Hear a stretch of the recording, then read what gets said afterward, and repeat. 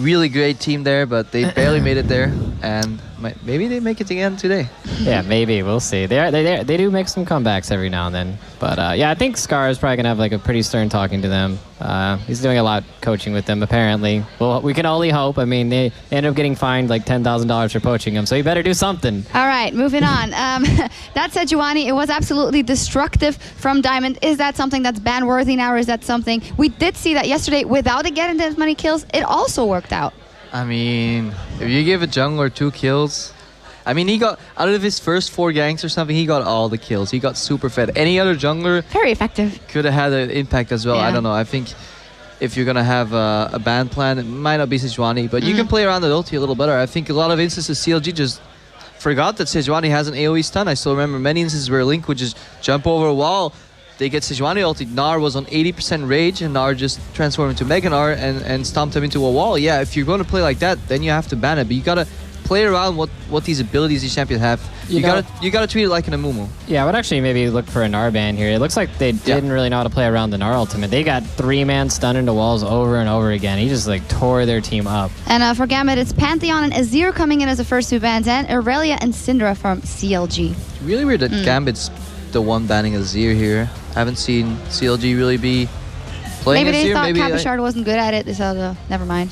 So they just ban out their own ban it champions. out. Why not? You're not gonna play this champion, but he's banning himself, so that would be a little counter logic there. Yep, absolutely. Jarvan coming in as his 3rd ban though from Gambit. Yeah, so now that Pantheon and Jarvan are banned, I think CLG is gonna have to ban Lee Sin in this scenario because, yeah, if they don't, then Gambit's just gonna first pick it. Everybody knows Diamond Prox is a really great Lee Sin player, so.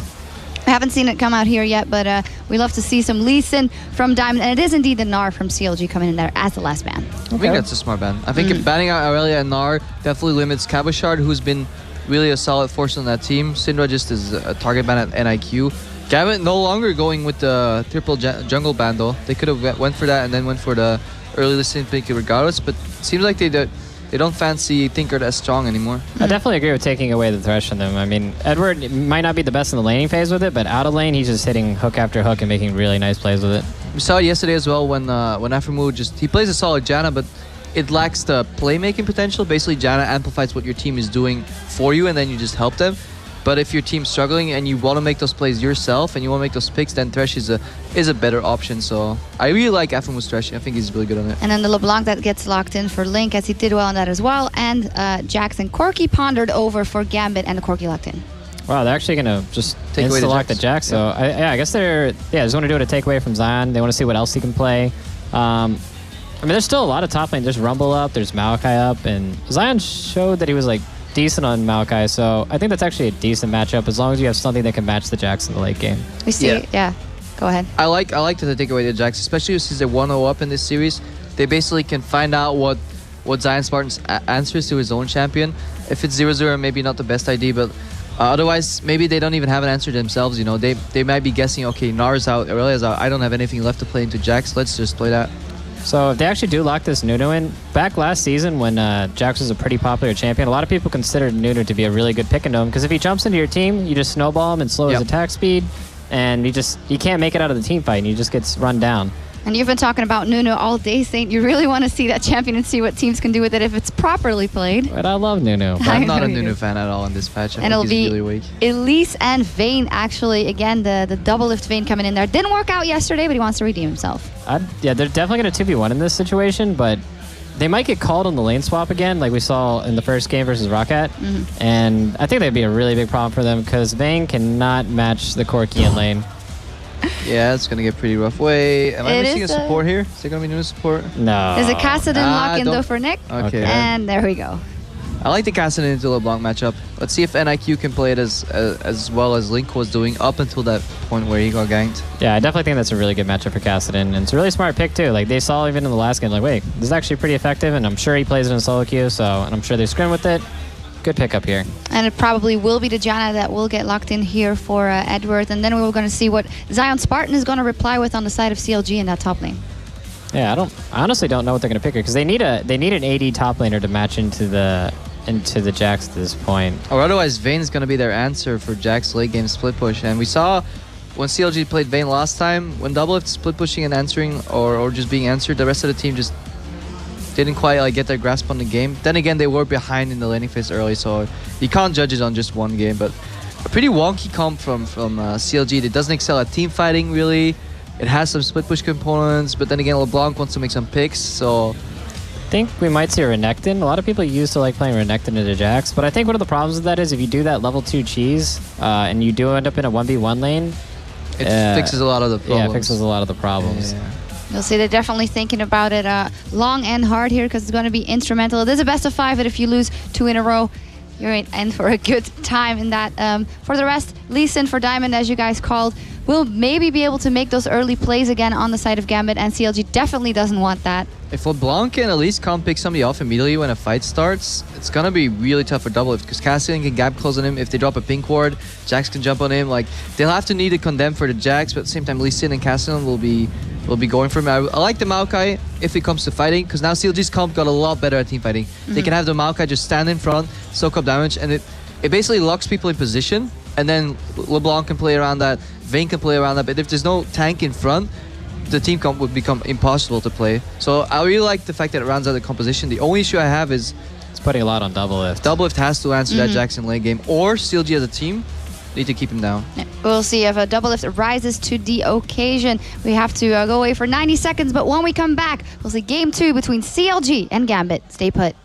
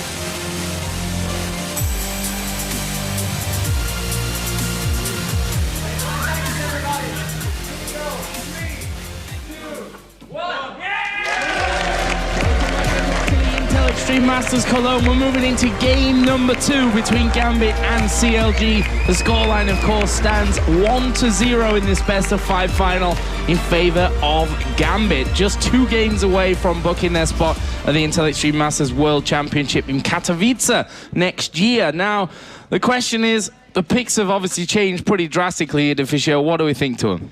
Well, I mean, for me, a big question mark is going to be Zion Spartan on the Maokai, because normally he's the split-pushing person. We don't often see him play the team-fight-focused champions. If he can perform on it, his Rumble, while he had some decent ultis, he didn't really have any impact on the game yesterday when he played it. It was the game that lost to Rocket, of course. And funny enough, the same game, Doublelift was playing Vayne.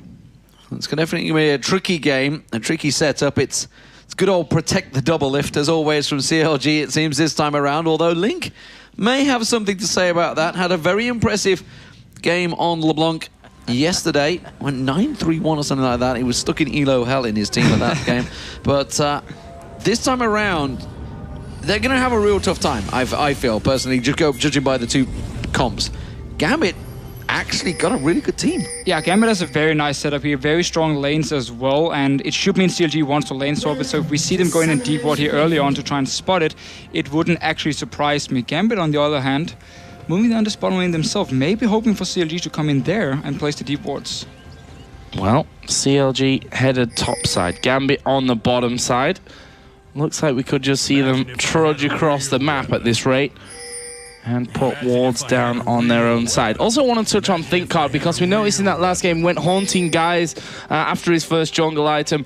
Didn't really like that, considering the fact as well that they had no tank in there. Do you think there's going to be a change of itemization on his side? I mean, I would hope he goes for early magic penetration boots if he wants to try and duel Diamond Procs in the early game. Because the thing is here, you have the Kassadin LeBlanc matchup in the mid lane, which obviously we saw beforehand. Kassadin does super well, he can sit and farm, and if Diamond can apply a lot of pressure there, get Nick ahead in this lane, then suddenly we can have the same situation as the last game, and that would require Thinkard here to step up his game, because he has not been performing at all for CLG so far. Well, it's a mirror from both these teams with the deep wards. Gambit down the bottom and CLG swap, along the top. That means the lane swap almost certainly will come out. They spotted the wards going down. No invades coming out, it doesn't seem. Will it? May well be. It looks like Thinkard's actually going to stick around and go for Gromp in Gambit's jungle. Well, the thing is, when you have the lane swap here, you always want to go in and take one of their buffs, so you avoid the enemy team getting 3 buffs at level 1. And that's basically what they're doing here. You take the Gromp, you know Gambit is on the bottom side of the map because you saw the ward being placed all the way up on the top side of the map between the 2 towers in the bottom lane of CLG. So you know they're on the bottom side, you basically just swap the map around now, and it's a very, very standard start. The only difference is still these 2 top laners doing a camp on their own at level 1, so they're instantly level 2, and therefore won't be denied as much experience as we have normally seen. Well, yeah, if you look at the minimap, seeing Diamond Procs traverse the map and head over onto the enemy blue buff. Well enough, Zion is coming down to him. Might actually just check that just to see what the progress of Diamond Procs is at this stage. You can see him, he is actually moving in towards that blue buff camp, so he may be able to spot him, or at least we'll see that blue buff has already gone at this point. Down to 400 HP, and Zion Spot might be able to actually cause him a couple of little problems here. They will take the blue buff. Wasn't exactly easy for him, but Diamond got that one on lockdown for now. Will actually leave a little bit of experience behind, though. Yeah, but the super smart play by Diamond. He is waiting for his Q to be back up. He does more damage the lower the target is, and just securing the buff here, which is very important for him. You don't want the Maokai to get a blue buff as well at level 1. Camera Shard getting some good damage back on Aframu, but Nick in that mid lane has been having a torrid time already. Thinkard looking to come around for a gank. The ward will spot him instantly, so Eddie, good timing there. But Nick was close to actually being within smite range, ignite range. But actually, looking at Link, so is he, and he's kind of out of mana. He's been trying to burn Nick down as hard as possible, but I think he's kind of burned himself out in the process. Yeah. And you can see there is the passive popped, and he's going to be in trouble now. All these early game trades are so much in favor of Nick because he's running Flask and he's running dead. That's it. I mean, what the hell?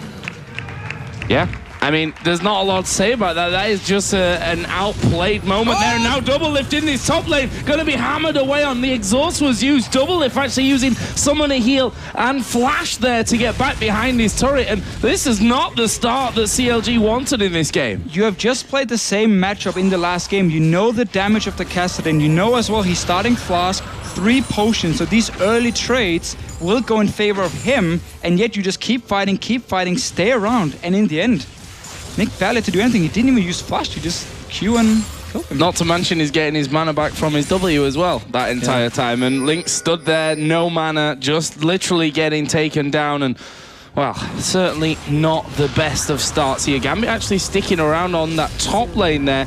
Aframu and Double Lift, though, will come straight back in to get back into farming. Yeah, we have to talk about this Gambit lane swap because they have their own way of playing it. They instantly send the support and top laner to the lane swap side here to face the enemy dual lane. And this simply means they make sure there's no time to build up a big wave or freeze it. They instantly just start pushing it out and just actually have a standard 2v2 lane or just with the top laner. And now Nick is in trouble. No, I'm not sure. Oh, yeah, he has Flash. He had also just used the Force Pulse as well, so he'd got that shield already on him. Not the Force Pulse, the Null Sphere. So he'd already got that shield on him, which had built it up. And obviously with Double F being sent packing a moment ago, that's delayed him as well in that top lane. Meanwhile, it's all happening. Pernod on his own, free farming, of course, against the Zion Spartan on Malphite. Not going to have too many problems there, really. He could just sit and quite happily play it. Now you can see he's just trying to freeze the lane out as deep as he possibly can. So Zion Spartan can't get close. No, but this is the problem about the Gambit lane swap tactic is the enemy top laner gets a lot of farm and experience down in this bottom lane. Instead, though, they want to try and focus this top lane, get some kills and cover shot. Diamond is coming in. They didn't see him. Oh, look at the timing on this one. Diamond will come around. There's the knock-up. Surely going to go for Double Lift here. Teleport will come up. There's the hook onto Diamond Procs, but he will just simply safeguard away from that. And in the end there, they've burnt that teleport. Burn the teleport here. No cancel from Zion Spartan because I believe actually it was a Sonic Wave from Diamond here on one of the minions. He just connected to and jumped back, and in the end now, in this bottom lane, yeah, Pinoy's left all alone. Well, they just saw, of course, ThinkCard was there. Nick quickly pinged it, said, okay, jungler is here, you're safe. Pinoy just shoved that lane. He just tried to bounce it off the turret as hard as he can. Double lift immediately rushing down there. Really wants to try and get some of that CS before it goes all to waste in that bottom lane. He will get, what, 1-2 CS, I think, maybe max down there. And that was big for Gambit, forcing that teleport, and also Double lift lost pretty much the entire wave here. So he is behind in farm compared to Pinoy. He also got a free time to go back because he knew I pushed the wave in, get my Sheen, take these very short trades with the Vayne, which is super smart because once Vayne hits level 6, you cannot have these long trades. He will win it. The Vayne will win these trades with his ulti. So now Pinoy instead just looking small trades. He can also poke with this rocket and get the Sheen proc. Well, he's back in there with a 10 CS lead. Double lift though, keeping this wave on his side of the map for now. Vamp Scepter for him. Pinoy actually investing in a pink ward of his own there just to put down in that tri-bush, and the one from his trinket as well. So feeling safe now. You'll never see Double lift do that, I don't think. That's for sure from what I've heard from every support he's played with. Yeah, so pink ward, so buying himself his own coverage in that top lane while Eddie, of course, wasn't with him. He is making his way down, so we are going to see that straight lane matchup this time around, but both AD carries closing in on that level 6. Double lift going to hit there in a moment. But Pinoy, I think we'll be happy with the way this has worked out. Yeah, there's a big difference between these two AD carries at the moment. You have the Sheen already for Pinoy. That's a big early power spike for him. And of course, he's a level ahead of Double lift because of what happened in these lane swaps. So definitely in favor of Gambit at the moment. And notice how Edward, he didn't actually show himself yet. He's staying here and making a CLG wonder where he is. Well, blue buff's going to be given over to their mid laners now. Nick will be getting his first of all. Obviously, bottom side of the map came up a little bit later there, but it was Zion Spartan who finished off the camp, so he'll actually be able to just let the rest of his team know when that's actually coming into play. On the top lane, we saw second Doran's Blade, plus the health crystal there as well for Cabochard. Other side, the Rod of Ages obviously started here by Zion Spartan, getting himself the Catalyst Protector in these early stages. Bottom lane still remains 10 CS leaders. Afromu going to go really low from this one. Not quite enough damage to finish off, or will there be? Pinoy going in. Exhaust is used though, and he's being pulled into tower range. Meanwhile, Cabochard flashes over the wall. ThinkCard will join him. He's gonna go down here. They'll trade 1-for-1. Diamond though might fall foul of this one with Link coming around. Now Nick joins in the party as well. The chains will stun him up, and that means that no more action will come of it. Or will it? Nick's going aggressive here. We'll get the slow. We'll knock the Mimic out there as well, as I forget the name completely, and there is Ignite ticking away as well. Won't quite be enough to finish him off, but Nick coming in and showing a lot of damage. Meanwhile, that bottom lane continues to be ridiculously low. Yeah, a lot of action down this bottom lane as well. Afromu is super low. He needs to be careful here. Doesn't get a big rocket in the face from Pinoy. We have seen him snipe people before. Yeah, we'll see whether that big bomb's ready and waiting. The concussion. The concussion? We'll maybe give him concussion. We're just making stuff up today. Mirror image, not mimic, is the name of LeBlanc's passive as well. That's all right, Joe. We don't cast this game anymore. We can do what we want. It's great. It's just going at it. Throwing all sorts out there. But yeah, that was a very close trade. Obviously, while we switched to the top and saw the kills happening, you could see the hit point blip markers, Double lift and Afroboot, down to nothing on their tower. And the CS differential sticking Pinoy's favor. With him maybe having to back early on once again. You can see his life stealing away with that Vamp Scepter as much as possible, and hoping that Afroboot comes back as quick as possible. Luckily for them in the bot lane, that action in the top actually forced no one to come down and help, because we could have easily seen Nick coming down and picking up some kills. Yeah, he had to go top instead and almost finish off Link. Instead, though, he forced him to go back again, and you can see the difference just in CS at the moment. Link died once, forced back as well, and once again, 280 carries trading here. Not really a trade Double lift wants to take. Vamp Scepter, though, at least there will be able to bring him some health back. Also want to mention, we talked about ThinkCard's build and whether that Haunting Guise was the right way for him. Looks like he's actually going for that again here as his second item, which I don't know. We'll see how that works out for him this time around, having that Maokai in there for a bit more tankiness. And look at Link going super low. Nick got plenty of mana. He's going to dive right on top of him. Gets the kill. ThinkCard comes around, but guess what? He's not going to be able to kill him off here. Well, actually, he will be able to. Nick going on towards the top side. He left his flash super late there. I think he wasn't expecting, obviously, you talked about the Amtone being picked up. I don't think he was quite expecting the damage from ThinkCard there. Well, first of all, he was waiting for Diamond to actually come down and join him, and in the end, he just wanted to try and bait it, and... Surprise! Boom! That's it. So, a little bit greedy, I guess, from Nick in this mid lane. Definitely a misplay from him, but he was waiting for Diamond, also why he tried to flash, like, towards the top side of the jungle here. Shouldn't have died, though. Could have just flashed away and played it safe. But Haunting Guys this time around is coming a lot earlier for ThinkCard, which is the very important thing. Last time he got it super late, where it didn't really do too much. He can go for his magic penetration boots as well now and have a lot of single target burst against this Lee here. I'm still not a big fan of the Haunting Eyes. I don't think it's needed. Just get your magic pen boots and then go full tank from there on. One thing that does surprise me is the fact that Nick has simply 1-2 one-on-ones running. This is something you don't often see at the pro level. You don't often see the one-on-ones simply being traded. Always has to require a jungler because they generally know the limit that they can push to, but I think he just got caught out like twice, as you mentioned. The fact that they just played it in the last game, but they're going in. Kabashard's actually in trouble. Is he going to get dived on towards the turret? Is it enough? Diving at Jax is a dangerous thing, and they will get away with it. Now they're going to counter down the bottom. Yeah, that was nice though, and actually Afro, we're going to bring them in, but he gets knocked up, and I think he might die here. Good little exhaust. One more rocket should do it, or a flying diamond procs. He gets knocked against the wall though. You don't want to risk that against a player like Doublelift, who will come in there. 2 tower hits for Janna. Good damage onto Pinoy as well, but no more kills for Doublelift down there. That'll be a 2-for-1 across the map. Yeah, and this kill here for Doublelift should mean he has enough gold for his Blade of the Ruined King, which is so important for him on this Vayne pick. A little bit aggressive once again. Oh, teleport behind Gambit here, actually. Yeah, Pinoy, is he going to get pinned out here? That's the question. Zion Spartan is closing in, but in the mid lane is also Link and Nick making their way down the river. Actually, tell Light ThinkCard, Nick, he's going to go straight in. That was a quick cleanup. Wasn't expecting him to go down that harsh. And Pinoy, well, he takes a death. It's ThinkCard, actually, that picked that one up. So just before he actually came in the lane here, he used the sweeping lens on the bush, and I think there was a ward from CLG which basically got turned off, and then he just jumped in, Doublelift didn't see him, and instantly killed him. I think he's on this Dragon alone. There's a lot of members around for CLG here, and then no Pinoy is dead, so they should actually be able to take it unless Nick can come in and stop it. He has full mana. Right now he's just being zoned away. Yeah, Diamond's going to have to pull out the smite of all smites, I think, to try and get in this one with Link nearby.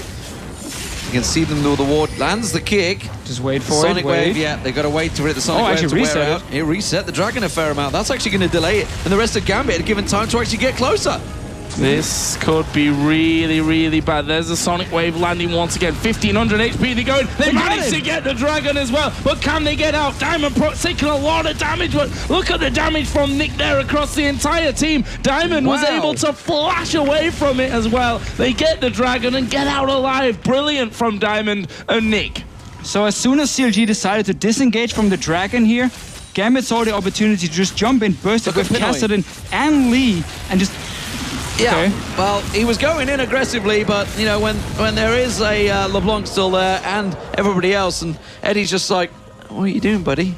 Yeah, I mean, I know it's like complete contrast to Genja, but he's just like, you got a little too deep on that one. Yeah, this is what happens when you are a very aggressive player and everything works for you in game one and you feel like you can just do whatever you want. This one, punished. They got the Dragon, however, for Gambit. That was just nice setup again. Nick going in and bursting it together with Diamond because everyone for CMG had backed away. And let's see if Doublelift can stay alive. I'm not sure he can. Nick's going in. He's got one combo on him. Kabashard could dive this tower. He's going to leap on towards him now. Has to use that ultimate to back away. And we'll stealth back to the tower. Still even in gold here, and CLG is actually... Sorry, CLG ahead in gold, but even in kills for now. And Doublelift has managed to survive on this Vayne pick in the early game. 104 CS. Blade of the Ruined King already completed. A lot of the kills though for CLG went on to ThinkCard.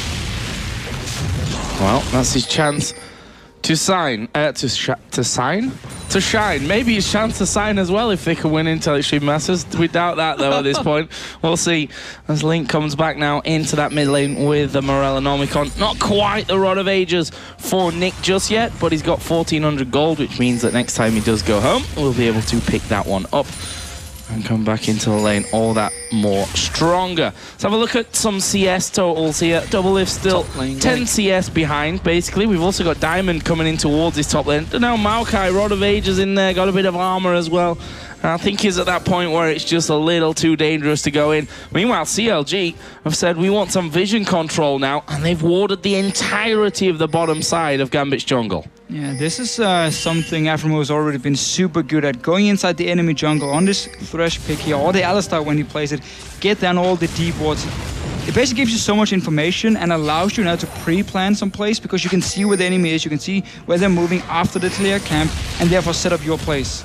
Well, Eddie, quick, fast fingers, dodged out of that one. The chains didn't look like they were going to land anyway, I don't think. It's giving Nick a little bit of freedom in this mid lane to try and push as hard as he can. That tower taken fairly low, but all of those wards down will give them good vision in the bottom half of the jungle. Maybe try and set something up. Nick's being a little reckless there, and actually will just have to riff walk away. Taking a heck of a beating for the process. Diamond going in. Aframu flashes out of the Sonic Wave there.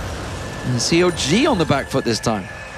Good to see Diamond with the chilling smite here. We have seen Lulex from H2K, who qualified to the LCS yesterday, actually go for ranges on Lee. It's a bit more safe, but here the thing is, if you do manage to get your first gang off, as this Lee Sin with the chilling smite, it is super good. Let's see what happens in top. Just trading, no real all-in yet. Zion Spartan having a bit of a tit for tat with him. Of course, as you mentioned, Rod of Ages was completed by Zion already. Cabrashard yet to get that Triforce, so you'd kind of give it, I would say give it to Zion Spartan for now. We'll see, of course, he will regenerate health as Cabrashard tries to beat him down, but the blue buff is going to be gifted. Looks like it will be linked to pick that one up, and that's going to leave that mid turret open for a little bit longer. But now they're just farming in this top lane, and we have actually seen CLG earlier in the game try and shut down Cabrashard. I mean, he's died twice already. Thinkard has been up there. Link as well was up there once to kill him. Because they know if they can keep this Jax down and get double with the head, then suddenly he can win the one-on-one. Afro taking a lot of damage there. Trying to set things up for Doublelift. Still no Trinity Force for Pinoy, but that shouldn't be too far away either, to be honest. Sat on about 1,100 gold at this point, so that was all but there at this stage. Here comes Diamond. Can he land the Q? Wow. Oh, he goes down the middle. Doublelift coming in there as well. Will pin Eddie against the wall. There is the TP from Zion Spartan. Thinkard was in there, and that will be 4 men all of a sudden down this bottom lane. Maybe lucky that Diamond didn't land that Q in the end, because it could have been a death for him. Cabrashard will take the top tower, but they're going to lose the bottom one. Yeah, instantly as Gambit saw the teleport coming in from Zion Spartan, they just disengaged. They never used the teleport from Cabrashard. He would just want to trade for the tower up here in the top lane and actually keep pushing in.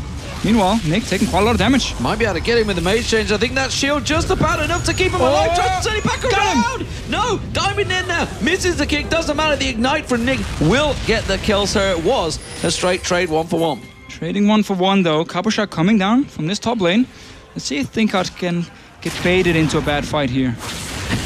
Well, let's have a look. Diamond gonna kick him in, and look at that. Cabrashard is in there. That is a combo of dreams for Gambit. Good flash, but 2 of them follow through. Maybe the double flash wasn't a thing of dreams, but kill's a kill at the end of the day. Yeah, I guess it worked pretty well. Worked very well. So, all square, 8 apiece. Look at that, the bait there with the recall. Aframu not going to fall for it. So, 24 seconds on that dragon. Remember, it was stolen away by Gambit last time. We'll see whether they try and set up for it the second time. Of course, both teams will have the timers. They were both present for it. No bottom turret to fall back to for Gambit, though, and CLG have the river advantage. Yeah, and Zion Spartan just pushed out this top lane, now running down. He doesn't have teleport ready. Cabrashard is in the base, picking up his Trinity Force. At the moment, though, here, problem for Gambit is they don't really have a tank just yet, but they do have this Corki with this massive mid-game power spike. Jax is still fairly squishy with just the Trinity Force, and he can be blown up by someone like Link. Good cheeky check from Diamond there, recalling in the bush to see whether Aframu throws that death sentence at him. Knows that there is no ward in there without using the Scrying Orb. Nick getting caught. The chains will go down on Link. That may be a problem. We can see, of course, they're going to dive on towards him. I don't think he's going to win this duel. Teleport comes in. Phosphorus bot from around the side. Corki going for it. Nick manages to live. Eddie with the shield on him. Wow! Crazy stuff there. And they actually got the kill on Link. Now the rest of Gambit are going to keep on chasing. They're in a death push, so this is dangerous. Well, we'll see how dangerous it is. There is Cabochard coming around that backside. They want to get rid of some vision. He's Eddie that's hooked in. Cocoon will follow as well. Who are they going to go for? Look at the damage onto Afro Moo. He will go down. Think Cod will surely drop as well. It's Pinoy that gets that, but Double Lift going mad at the back. Will get 2. Can he get 3? Valkyrie away. He won't. So double for Diamond and an ace for Gambit. And Eddie right here, he basically sacrifices himself for the team. He runs into Face Shake and says, I'm the support. If you want to use everything on me, that is fine. The rest of my team can clean up. Pinoy on this Corki here, the maximum power spike for him this early in the game. Trinity Force, you have your magic penetration as well. Left untouched. Look at it again. Edward here, sacrifice himself. He's going to be the first target CLG takes down. Got the Howling Gale on 4 of them. It's perfect. Cabochard, meanwhile, taking up a lot of the damage. And look at Pinoy here, completely untouched. Same can be said for Double F. And in the end, though, it's just a 2 versus 1 in favor of Gambit. Nick wasn't there that whole time. They both died. Yeah. Nick died before it. Yeah. That's true, they did. My mind is that of a goldfish. There, Joe. I am a bit of a goldfish when it comes to remembering, you know, my own name and stuff like that. That's why I went for the simple one at the end of it. Couldn't remember my nickname after 2 weeks. So it's all right. The internet will never forget. no, I know they won't. I might have noticed that one at this stage of things already. Well, let's have a look at some items then. Both mid lane is actually coming back in here with very similar, actually. Needlessly Large Rod, Amp Tome, a piece. AD carries. Obviously, that Trinity Force Sorcerer Shoes has been added to by a BF sword now for Pinoy. Other way around is the Zeal Avarice Blade. So we'll see that Shiv coming out next for Double Lift. And less dueling going on between them this time around, which I don't know. Maybe that's better for Pinoy this time around against that Vayne. Obviously, game 1 was a lot of duels between them, which Pinoy certainly came out on top of. For now, it's Gambit that hold a 1,000 gold lead in this match. Let's see what they can do, because CLG are actually up in their jungle on that bottom side. That was a lot of damage. Yeah, Link getting a little bit out of sorts. He has got the support of his team, though. They were all close by in the jungle. Gambit may actually respond to this one. The tower in the mid lane is actually very weak, so that will probably be an ideal objective. Just go in, clean that up, and that's exactly what Cabochard's going to do. Yeah, as soon as they force CLG to walk down towards the bottom lane, they know they can quickly go back to this mid lane, take it down. Might even push further in. Everyone just recall from CLG here. You have a Jax as well. Yeah, they're going to get some good free damage on it. Don't forget with the Janna shield on there as well. In comes Pinoy, all 5 members grouping on towards his tower. Let's see what they can get down on it. I feel CLG will be able to respond, but no! That was just mullered. And right now, Gambit is just using their power spike on this Corki super well. You have Trinity Force as well completed on the Jax. And your Kassadin in this mid lane who got the first blood. One-on-one against Link. Hourglass completed. Every single member at the moment has so much damage. And if they get onto someone like Double Lift, they will kill him instantly. Of course. For you guys watching at home, this is another very bloody game. 13-10, 23 minutes gone. And of course, there is a vote for MVP for the Intel Extreme Masters. Don't forget to get over to intelextrememasters.com and lay your votes down for that one. The number of players playing in this finals are in that vote. Some fantastic games yesterday, and of course, this final today looks like it's going to be a hectic affair. I think we've had some pretty epic starts to both of these matches so far. Look at this play here, though. We've seen this before from Double Lift, and also something SK Telecom used to do a lot, where you send a Vayne in to suddenly gank the enemy top lane who's not expecting him to be there. Well, is he going to have enough damage? He should do. Force Pulse will come out. Has he got the shield? Go! Nicely done, Double Lift. That was well played by him. Science Spartan didn't even get involved in that, I think. I think a sapling maybe touched down on him. That's about all. But just what you can do in this Vayne. I mean, once you have the blade, static shift as well, you have so much single target damage. Sneak in there. Nobody expects the AD carry to stand in a bush and wait 25 minutes in. Well, Nick might expect it next time that he goes up towards that top lane. We'll think twice about pushing past the halfway point. Let's see though, Gambit now finally getting some wards down in the enemy jungle. We said this in game number 1 where they had a more substantial lead, I think it's very fair to say, at 25 minutes in. They didn't quite ever really push a big lead when it came to vision. But this time around, they seem to have wanted to remedy that one, especially on that side of the map where a third possible dragon could be coming up for them. Actually, a fourth? Have they got 3 already? No, I got 2. They got 2 now. Yeah, so a third possible dragon. Of course, we're only 25 minutes into this one after all. And that would be a big bonus for them. They're up in turrets now after that middle inner turret was taken away. Yeah, Diamond, you probably don't want to be hanging around in that area. At the moment, both teams really fighting for the vision control in this bottom side of the jungle. Yeah, the battle of the pinks. Constantly just going in, killing the pink wards. Every time they have the chance, place their own and then step away. It's just setting up for Dragon here.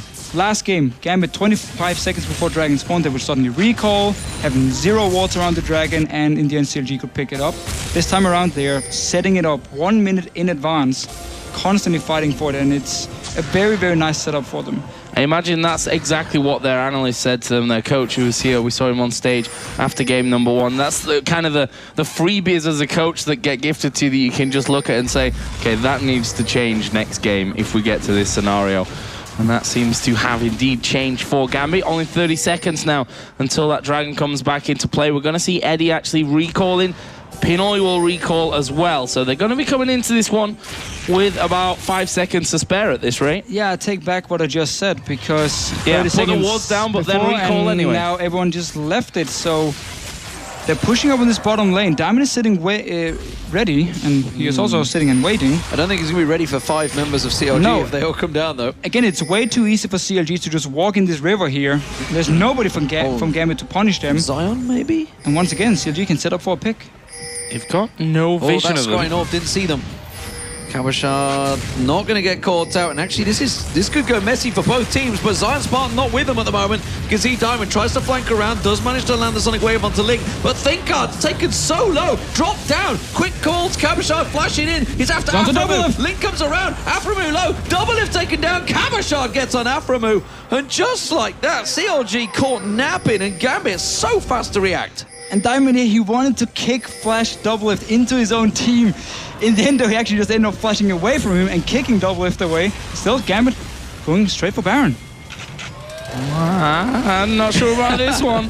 Link is still pretty fed here. He can come down. There's a good ward though to spot him. Oh, Zion Spartan out of position. Yeah, force a flash. There's a lot of slow, to be fair, on this Gambit team. Maybe not to, lock you up in terms of stuns, but a lot of slow, and he's not going to be able to walk away. And that means Pinoy now on a rampage at 4-2-4. Dragon number 3 now should be going to Gambit. However, the rest of CLG are coming now back down towards that Dragon area after respawning, healing up for some of them, but let's see if Gambit can actually take that away. It is gone. Oh, yes, it is. It's a very quick one for Gambit. They've got a heck of a lot of damage now. And CLG coming into this one a little slow. Be careful they didn't actually get caught in the wake of Gambit turning back around. So, Gambit now with 3 dragons. Yeah, but it's actually fantastic to watch. You don't invest into any pink wards. You recall 30 seconds before the dragon spawns, and the enemy team actually sets up ready to pick you off.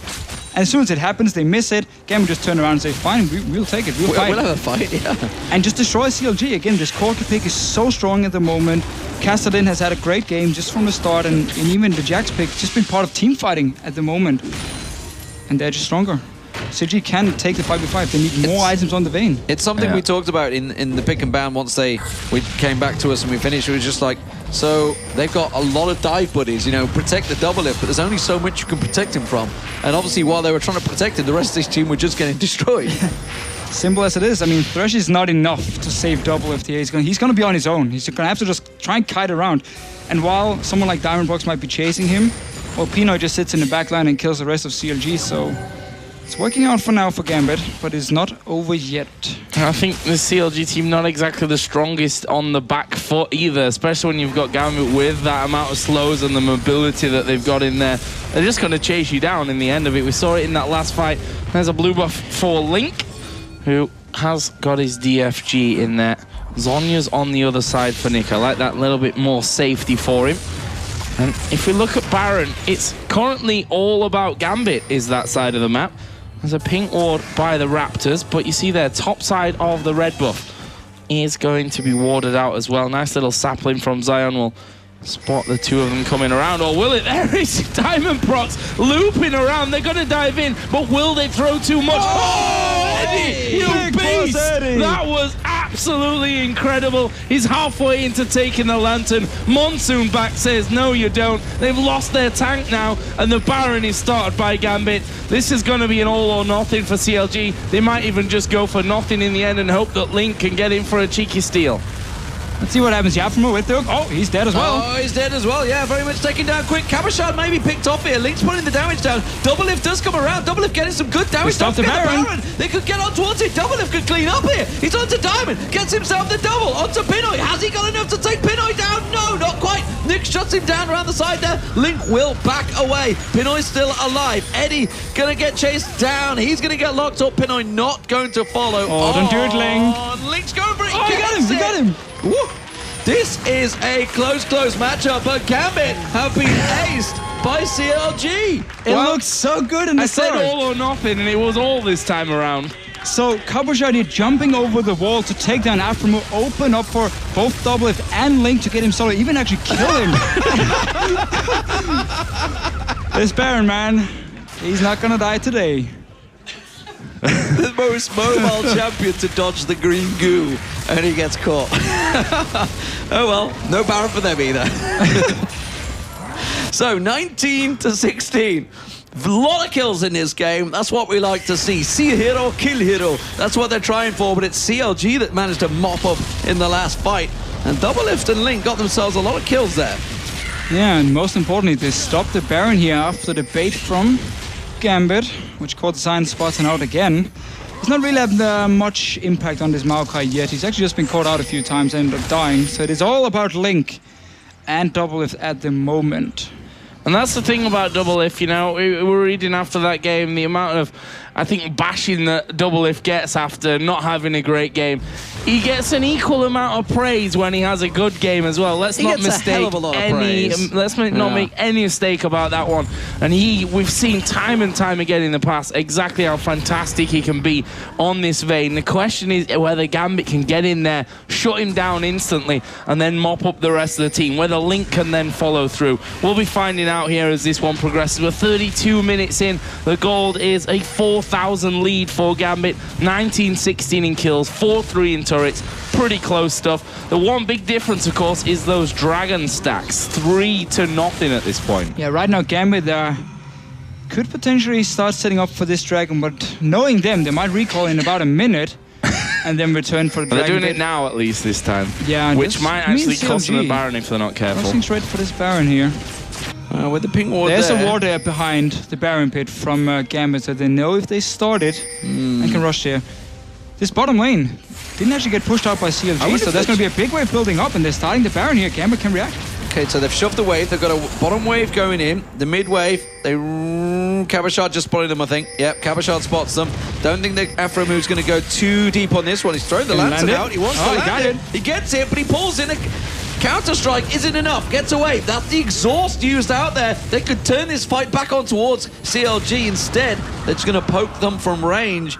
CLG trying for that death push mechanic. It may have worked in Season 2, but it was Gambit that started it. Well, what CLG was trying to do as well was bait Gambit away from this dragon here, because 3 dragons at the moment for Gambit and 0 for CLG, so they constantly try and pull them towards this Baron here, away from the minions, away from the dragon. But that's just a free tower now for Cabochard. Doing nicely here. They've managed to keep him away from the Baron. They have sent Zion Spartan back, or they were sending him back. If they go back, Gambit can just take the Baron here, so they have to stay around and send someone back to this. No teleport. He's gone. He's gone back to it. And look at Link. Link is actually moving over as well. Their only hope, really, it's just, kill off Cabochard, stop him from teleporting home. There is Link missing both of the chains. Cabochard will jump away, but Gambit have actually come down. They're going to take the dragon instead. Dragon number 4 though as well. This is scary, scary time for CLG. They're already 1-0 down in this series. It is a best of 5. But to face a Gambit that is just one step away from now being a 5 dragon buffed up team when CLG have yet to secure themselves one is a dangerous prospect. Oh, this is risky. That's why they're going for the risky Baron. No ping wards, no sweeping lanes here. So the ward from Gambit just sitting in there, once again spotting it. See what we can do to Nick. They managed to pull him in there. There is Lizonya's going to be used early. Diamond tried to get in as well and get his kick off, and there is the kick. We'll get a couple of knockups, but Gambit not feeling like they were totally prepared for that one after being hooked in to start the fight, and I think that might reset things here for a while. In fact, Jax is recalling. They were in that much control there that Cabochard was just farming the top lane. He didn't even bother TPing in, no worries. The whole Gambit were feeling confident in that one, but they have backed away deep.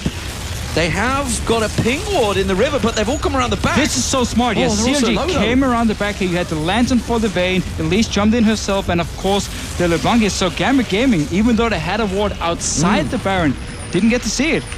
Nice little setup here. So after a few attempts, CLG actually managed to pick up the Baron, but they still have to worry.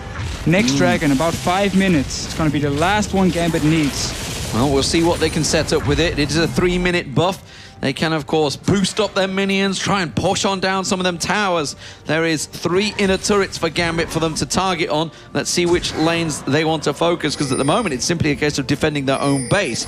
And they need to be careful with the lack of vision that they have right now. They don't walk into any dangerous setup like Cabochard and the blue buff. Yeah, Gambit can just wait here. Link, consider going down for this blue buff, probably expecting it to be gone already, and doesn't want a face check at this point.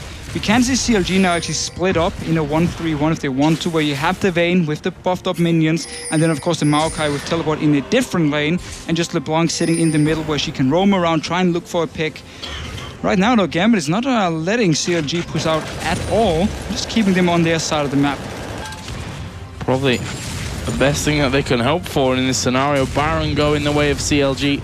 Don't let him get into a position where you have to push out from your turret to kill off those minions with extended range. Cabochard is actually putting pressure on even in the bottom lane. Not just content with sitting back and stopping CLG pushing, he's actually taking the fight to them. There is Nick as well, waiting over the side of the wall. No vision of him, at least for now. CLG held back just that little bit longer. Yeah, and only having 2 damage dealers on the side of CLG is gonna make it super hard here in the late game, because you're gonna have so many people diving either Link or double lift, and if you take out one of the damage dealers, suddenly CLG has no damage left to actually kill anyone from Gambit. You see Cabochard, Randuin's Omen here to slow down the attack speed as well, and you have the Hourglass even for safety. Mikhail's for the Jenna pick. It's gonna be very, very hard. Well, I mean, at the moment, Gambit have done exactly what they needed to. They've just timed them out. There's only a minute left on the Baron buff now. Looks like they may try and make a concerted effort to push for the mid lane, but Gambit are already responding. They're coming round. Look at just off the side. Diamond looking to try and get one of those flanking kicks. He steps away from the pink ward, but the shield should be enough to keep this turret safe. Yeah, but CLG has actually managed to start a push in both side lanes, which is very, very smart, because once the wave hits the tower down here, they can go from the mid lane to the top side with the Bamboo, which is about to run out. So Gambit Gaming managed to delay them long enough. I know. I said that a moment ago. It's great. Did you now? Calm down. Calm down. You weren't listening yesterday. You weren't even listening when you stood next to me, man. Security to the caster room. I was even lying. They didn't even manage to get a push in the top side. It's actually you're just making it up as you go along. Yeah, I'm just talking. Well, Christmas is coming. We'll let you off. Oh, it's been a long year for Deficio. Uh-oh, Link, you got a counter-strike. You're stunned. Where are you going to go from this one? He's going to take him just done nothing. Just dead. Just like literally could do nothing. It's one of those kills for Jax, which is super nice. You jump in with the counter-strike, and then you just stand there and you start auto-attacking.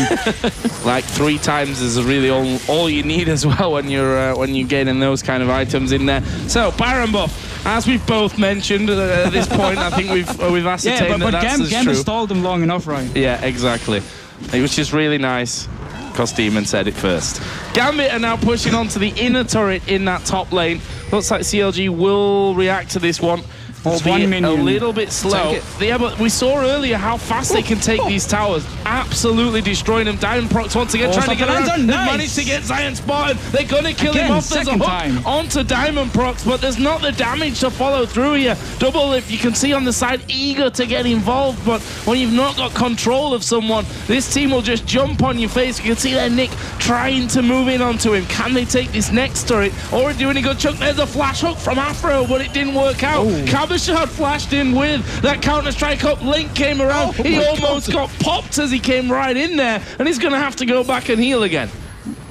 Well, you're not really sure what Cabochard was trying to do with his flash, but every time Link tries to go in, he gets so much damage in his face, he pops a passive, and he just has to flick Distortion again, go back to where he came from, and can never really assassinate anyone. Gotta love that diamond kick. It's almost saying to Eddie, I've seen you do it. I can do the same thing. Catches him on that lantern. 10 seconds. 10 seconds on the dragon. This is a very important dragon for CLG. Iron Spartan will be up just in time. He can teleport in. And they might be able to rush it here. Yeah, Gambit not in position for this one. No, again, Gambit, these dragon timers, not really using them too well here. They're coming up to try and stop them. There is teleport ready for Iron Spartan.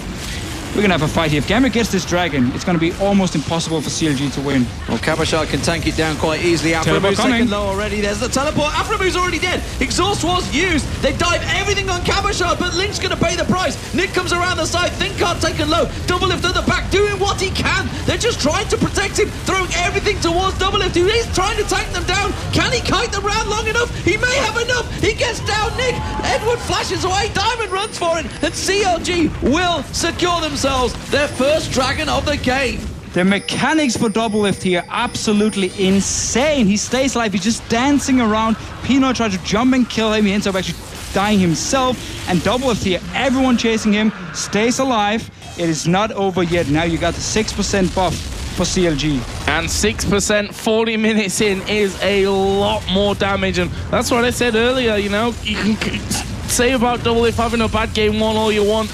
If he hits the right mark, if he can't get held down, he's gonna rip through you. And we saw him brilliantly play. I hope we get to see a replay of that one, because that was Doublelift carrying CLG through the fight, stopping the 5th dragon, getting their first of this match.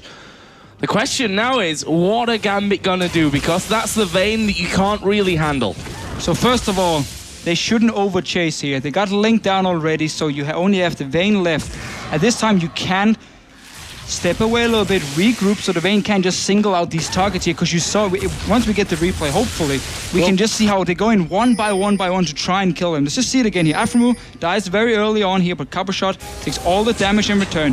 Obviously, they cast it in, chase the bunk. Now, it's all about Doublelift. Notice first, Nick goes in.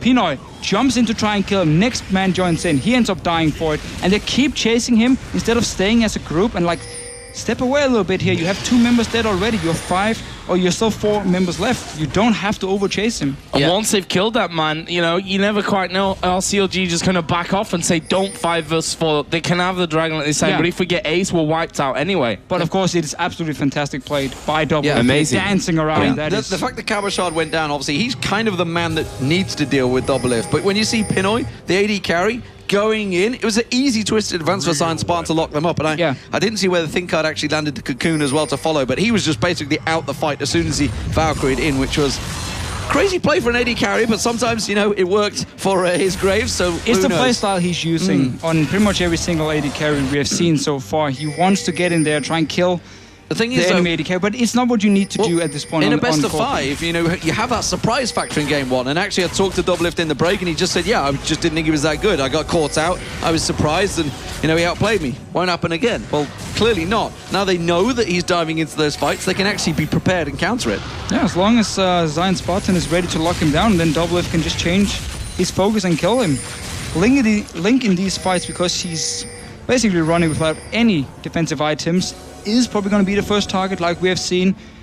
Nick can just take him down in a very short time. And there's still a ward in here now. This is super dangerous. What happened here is that Nick was topside. They had no ward, so they didn't see him come down and ward out that Baron pit once again. They start it off. This time around, Gambit will see it happening, and we will be able to push them back away from it.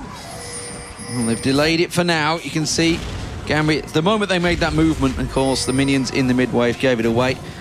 So CLG back away, don't want to make any risky decisions, get caught out in positions they shouldn't.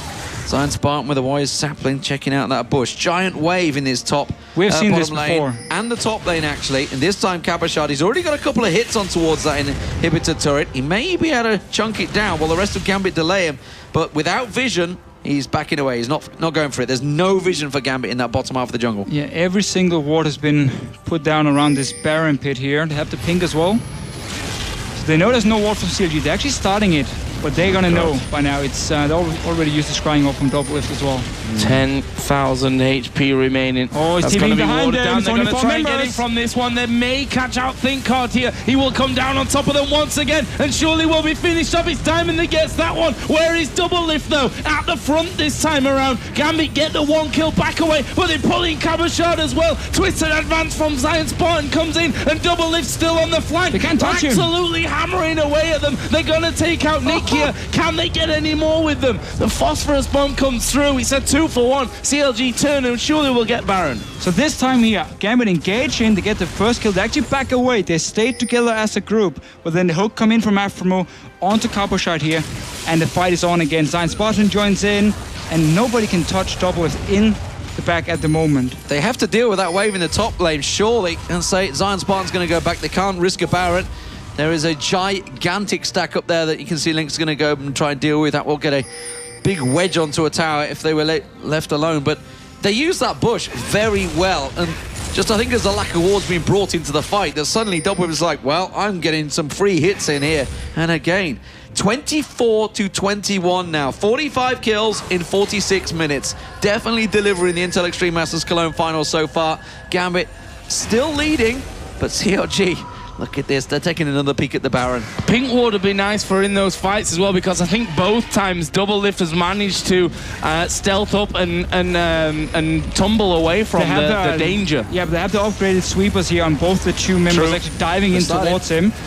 Starting the Baron though once again. Pinoy is still running from base, same with Edward. But they're on a ward this time around. Diamond Box actually starting with Zion Spartan. Cabashard coming around the side. This time around, not going to go deep. And actually, CLG are actually low on hit points here. A Link just around the side. They're going to catch him with the counter strike, but Cabashard completely separated. Double Lift will come in for that one. Link gets himself the kill and is now a 4-on-5 as CLG go back to Baron. This is surely gone. They've got to have a hero here, and I think it's only going to be Nick that can do it. Goes in there, gets down Link. Can he get any more? They've managed to lock him up. He'll use the Zhonya's. He's actually out of range of the Monsoon there, I think, and that didn't do anything for Gambit. They're going to try and back off. Double Lift going to dive in. Look at the damage. Here comes Pinoy. Can he be the hero that Gambit need? He gets locked up with the cocoon. Double Lift will join back in from the backside, and there he is, unstoppable at 10-3-6. The rest of Gambit recall. This is Baron for CLG. What was Pinoy doing in the back there? Everyone else was running away from Double Lift, and Pinoy suddenly appears in the back against 3 members here, completely out of position. Baron for CLG. These late game team fights are absolutely insane. Ooh. This dragon here is going to be important. Zion Spartan coming in. Zion Spartan coming in, but he's going to be on his own. This is risky. He's going to go to Eddie. He's got a lot of damage, don't forget. If you can delay them long enough. Double Lift and cover coming back in. Diamond is close by. If they can just get the smite steal, it's going to be worth it. But this is so got scary. The dragon. Can they get out? It. But now look at Double Lift coming round. He's going to find Nick. It's Eddie he wants, maybe easy target. Nick gets punted away. They're going to keep on chasing. Double Lift comes around. Nick running for his life here. Another tumble from Double Lift should get the chase on. Aframu coming around the side. There's the pin. The Condemn gets the kill. And Double Lift is on cleanup duty now. Look at the minions as well. Every single one being buffed by the Baron here. They're pushing in. The only 2 members. Everyone else was chasing. 70 seconds spawn time for Nick as well. If they lose one more man here, they could end up losing the game. This tower is going down. There's nothing that Gambit can do about this one. There is Cabashard diving in. He's gone for Afrumo though. Is that going to be costing him his life? Double Lift continues on the backside. Cabashard will dive in. Can they finish him off? Double Lift going out, but he doesn't get diamond procs. They use everything that they've got there to go for Double Lift. They may get Afromu as well. ThinkHard finally coming around, and there is the back away from CLG. In the end, they got the inhibitor turret there in that bottom lane. This game is absolutely insane. Action, action, and more action right here. That top tower might go down to minions here. There we go. As well. Another one picked up. So CLG equal in turrets. 6-6 turrets apiece. 26-24. 50 kills in 50 minutes. Absolutely amazing stuff. You know, there's a reason that Protect the Double Lift is a team comp. You know, obviously you can criticize the guy, but at the end of the day, 11-4-6 on Vayne. This is his bread and butter, and CLG know exactly how to play this game. Yeah, let him get to that late game here. He even sold his static shift and just picked up the Phantom Dancer. So he's ready for these fights. He's up in 20 seconds. CLG just have to hold on for now. which they will. We might just have one last 5 versus 5 team fight here. I think you might be wrong Maybe on a few that. more. Maybe 1, 2, 3, who knows in this one. Of course, 5 dragon buffs for Gambit. Let's not forget that, because before that crazy fight kicked off, that was taken away. But what can they do with it? What is the plan? Obviously, Baron buff to run out won't take long at this stage, so once that is gone, are we going to be back onto a level playing field? Double Lift has said no, it's not level anymore in the last 2 fights. We have to highlight as well Zion Spartan on this Maokai here. He's just stacked with armor. And a Corki, you can't take down a big tank in the late game here, so there's actually nobody to kill him. That's why he's also staying alive and constantly peeling for Double Lift in these fights here, making it even harder to actually kill him.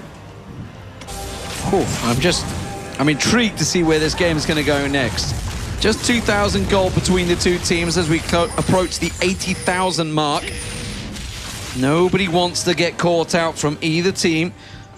Afremu actually pretty low on hit points, but we saw earlier on when Eddie got focused, everybody throwing their damage at the support, and Eddie was happy to take it, obviously to buy time for this man on your screen, Double Lift, and indeed Link as well, who's been drawing a lot of the aggro. You can see there's 8 deaths. That's because they have to focus him first before they go for Double Lift.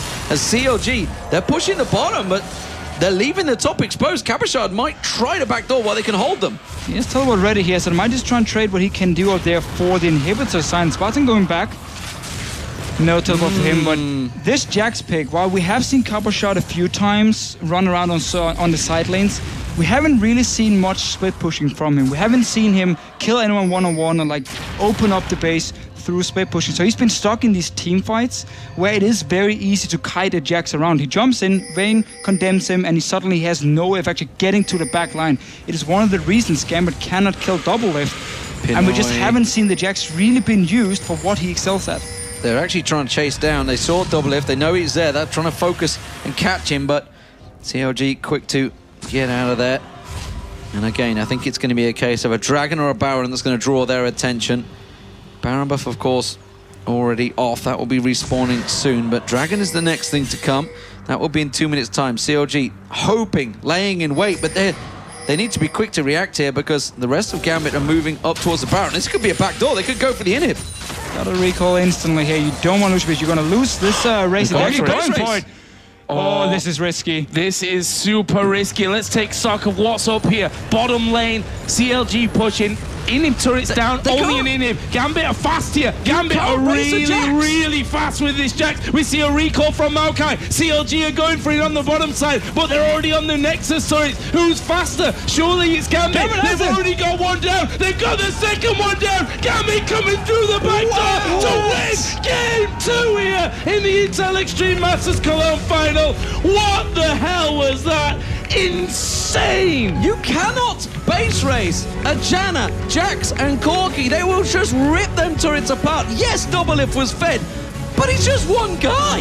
You can't counter that much. And the speed, they were close. Don't get me wrong, they were close. They took the second Nexus turret down as well, so they were onto the Nexus just about. But damn, what a game, ladies and gentlemen. What a game. 26-24, 50 kills, 53 minutes. Just about everything you wanted from a game there. And boy, do we have a clean sweep here for Gambit, or is it possible CLG are going to come back? I'm glad we got St. Vicious on the desk because he's been through this already in the I'm going to have a heart tournament. attack if it carries on this way. I don't know about anything else. I might not see out the rest of this best of 5, but what a game that was. It had everything. CLG were behind pretty much the entire game long, and these late game teamfights, Double Lift just playing out of his mind, dancing around, nobody could kill him. And then the base race comes in again and actually takes the game. Whew. A base race to finish a game. I mean, not well calculated by CLG. You send Zion Spartan back as, you know, someone who's not going to do any tower damage anyway, and is also not going to stop 5 people from wrecking your base. It's just great shot calling from Gambit. Looking at the situation and saying, okay, we have a Jax on our side. We can actually get to this tower before they can get to our Nexus turrets as well and just take them down so fast. Super, super good shot calling. And it requires a serious set of balls to make that play. Just saying. I mean, yeah, no doubt about it. But the thing is, CLG have done it a number of times, and it's worked. They've managed to sneak around there, especially Double Lift. He's been teleported in before back at Season 2 World Championships. It's been a fantastic second game in the series. This is a best of 5, so there is still at least one more to come. We're going to get over to Shox, St. Vicious, and Crepo to take us through it. Thank you very much, D-Man. What a game! I mean, that was incredible. That was amazing. Gambit closing it out there in the end, but let's go back a little bit. I don't even know what to call out here because it was just complete domination from Diamond and Gambit in the beginning, and then it all flipped the other way. Yeah, so for people watching, we're here prepping our notes. Okay, we're going to talk about the early game, how Gambit got ahead, and it's like, okay, now scrap that. Okay, we're going to talk about CLG got ahead again, and then we got all these replays lined up. We're going to... Oh no, CLG won that. I lost that right in the end. So I'm going to throw out all my early game notes. Couple things I want to talk about is Gambit is resilient. They find a way to play the game a little different than everybody else, but I really think they need to work on their warding still. Double side zone on Lee Sin and on Janna, but still no deep wards, very few. It seems like they don't really want to buy pink wards unless it is to spot Vayne. Although it's good, Vayne gives them incentive to actually buy those pink wards. But yeah, sloppy game by both, but that call at the end was absolutely genius. I didn't think that would work. Yeah, I mean, it only worked because they had the Jax. Like, rule number 1 is you never base race at Jax. Because once he starts hitting the turret, he just literally two-shots it with the Triforce. And I mean, it was a ballsy call from both sides. And I don't really think there was a right play CLG could have made there. They couldn't have sent back any pair of people. They honestly just had to back off, and they would end up sacking the inhib no matter what. Once they committed to that play, it's all about how far away Gambit was. If Gambit was a little farther away from that base or had a little more hesitation, that game was over. All in all, I thought that was a really decent to good call by CLG. I had no idea Gambit could wreck that base that hard. Going back to the early game, I was happy with the way Nick laid though. We said Nick's laning phase not so good, but he came out on top versus Link, and he definitely had the momentum for Gambit in the early game. Yeah, he solo killed him, didn't he? Yeah, he did. And Diamond, I mean, we were enjoying those plays all around. He had that kill on at least very early on, if we still remember it. Except for that one moment where his mind was telling him no, but his body was telling him yes. Actually, yeah, I think that was a really big turning point because that actually gave him a shutdown because Diamond was doing a lot of work in the early game. He's getting ahead. He actually got a killing spree, and he ended up going in really hard for a kill on bot lane and giving a shutdown to Double Lift. You saw him hesitate as well. Q proc, it's like 1 second, 2 seconds. Nah, I gotta go. And then he got condemned into wall. And I respect it, man. That's the ham points right there. Well, you do mention Double Lift. It took him a while to get ramped up, but he absolutely did, and he got protected by his team magnificently in some fights. Let's actually get a replay of some, I don't know if it's Double Lift styling of his team protecting him very well. Let's get that replay up on the screen around Dragon, where he gets out. Oh, this fight, I don't even want to say this is really his team protecting Double. This is just Cabochard just going in a little bit too ham. You can actually run the clip. Pay attention to Cassian as well. Yeah, okay. All right, so they're going to be a little bit of a setup for this, a little bit early. So, sorry, I set it up. I was really overwhelmed by everything. So anyways, they're going to be pacing the Dragon. The Jax uses his jump, and you're going to watch Cabochard in this team fight. He's going to jump in a little bit too early to try to kill Aframu and finish him off, but Aframu has already used all of his abilities and exhaust, and this leaves nobody to threaten Vayne in this. And Vayne is just going to be free to do whatever damage he wants. Even the Cassian didn't go on the Vayne. He went to go kill Link. Well, yeah, he killed Link. LeBlanc used all of his spells already, and if you go and choose against the 4-item Vayne or LeBlanc to just use all his cooldowns, I mean, you should jump on that Vayne. You need 4 people jumping on that Vayne at once. If you don't, you might as well not touch her, because double lifesteal build, he'll just out-sustain you, out-kite you, and this is, Double played this magnificently, but it was a big mistake from Gambit committing Cabochard on that Thresh. You basically trade your support for your top laner late game, and then you jump on the mid laner, just use all his spells. Definitely a big mistake, but CLG came out on top, and it looked for such a long time that they were going to take this game. Yeah, just before that also they made that play at Baron, then they couldn't take down Baron because Link had a little accident there around the Baron pit, but they won that fight here, and let's get the next replay up on the screen because they managed to do well around Baron again as well. So yeah, we were in full prep mode here thinking CLG was going to take the game, so that's why there are 2 clips. We can roll the clip already. I don't even remember exactly what happened here, but let's see how this plays out. Yeah, Tinker gets caught. Oh yeah, the Jax TP. I think the Jax TP was actually a little bit too far, and then Gambit could have capitalized on this because they had Cabochard on bottom, they had TP advantage, but they greed, bad TP, and Double Lift's basically untouched. If he has people in front of him, look at that hook from Afro, immediately people can follow up, but Double Lift's is untouched. He kites out of every ability, Cassian E doesn't hit him, and at this point, there's too little damage left to clean up, so Gambit just has to bail. They have to get out of there, and at this point, it's so rough for them. And I really would have liked more spacing from Gambit. They sent Cabochard bottom. I would have liked them to keep Cabochard with them. He didn't have any vision.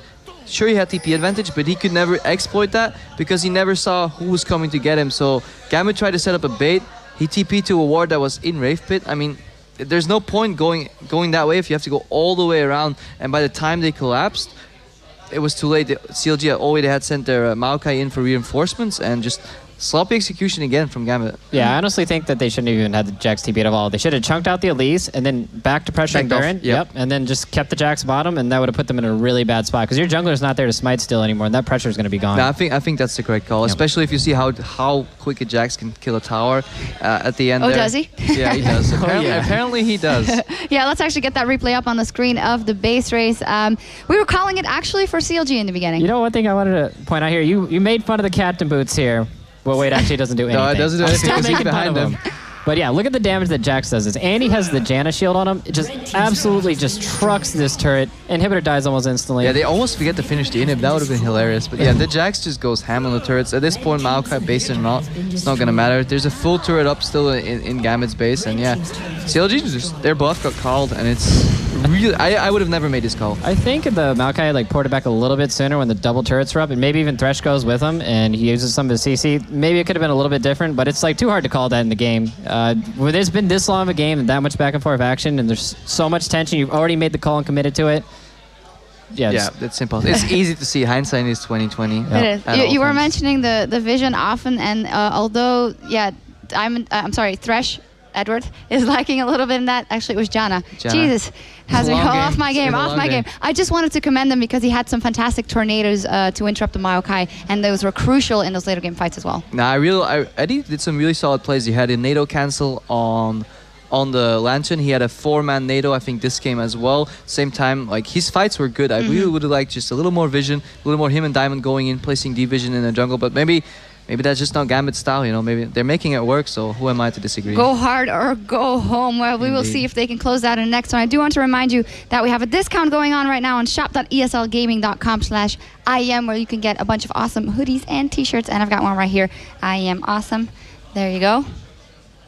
Very awesome. Okay. Just your size. Just your size. Just my size. Well, maybe I'll have to get fit with Crepo. Anyway, get your butts over there and grab yourself some cute hoodies and t-shirts. We're going to take a short break, but when we come back, it is game 3 between Gambit and CLG. Can they close it out, or is CLG coming back here? We'll find out in a second.